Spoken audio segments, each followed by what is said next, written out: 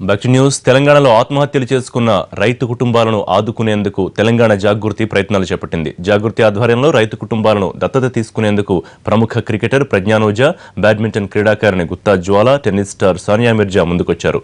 రైతుల కుటుంబాలను ఆర్థికంగా ఆదుకుంటామంటోన్న ఎంపీ కవిత, గుత్తా జ్వాలతో మా ప్రతినిధి చారి ఫేస్ టు ఫేస్. తెలంగాణలో జరుగుతున్న రైతుల ఆత్మహత్యలపై తెలంగాణ జాగృతి భరోసా ఇచ్చే ప్రయత్నాలు మొదలుపెట్టింది. ప్రస్తుతం క్రీడాకారులు కూడా ఆయా కుటుంబాలను దత్తత తీసుకునే పనిలో ఉన్నారు. ప్రస్తుతం ఎంపీ కవిత మనతో ఉన్నారు, అందరూ తెలుసు. ఈరోజు జరుగుతున్న జాగృతి చేస్తున్నటువంటి భరోసా కార్యక్రమం లక్ష్యం ఏంటి? ప్రధానంగా ఒకటండి, అంటే ప్రభుత్వం ఇచ్చేటటువంటి సహాయం వన్ టైం ఉంటుంది. ఎప్పుడైనా అది 1,00,000, 6,00,000 ఏదైనా సరే వన్ టైం ఉండేటటువంటి ఆ సహాయాన్ని దాని తర్వాత మళ్ళీ నెక్స్ట్ డే నుండి లైఫ్ ఎట్లా, ఏం చేయాలి, పిల్లల చదువు ఎట్లా, పెళ్ళిళ్ళు ఎట్లా, ఇవన్నీ మొదలవుతాయి. థ్యాంక్ఫుల్లీ కేసీఆర్ గారు ఇటువంటి కుటుంబాలకు కళ్యాణ లక్ష్మి ద్వారా కూడా అమ్మాయిల పెళ్ళిళ్ళకి సహాయం చేస్తామని చెప్పడం కూడా జరిగింది. సో ఈ గవర్నమెంట్ స్కీమ్స్ ఇంటిగ్రేషన్తో పాటు వాళ్ళకు డే టు డే లైఫ్ అన్న చాలా ఇబ్బంది ఉంటుంది.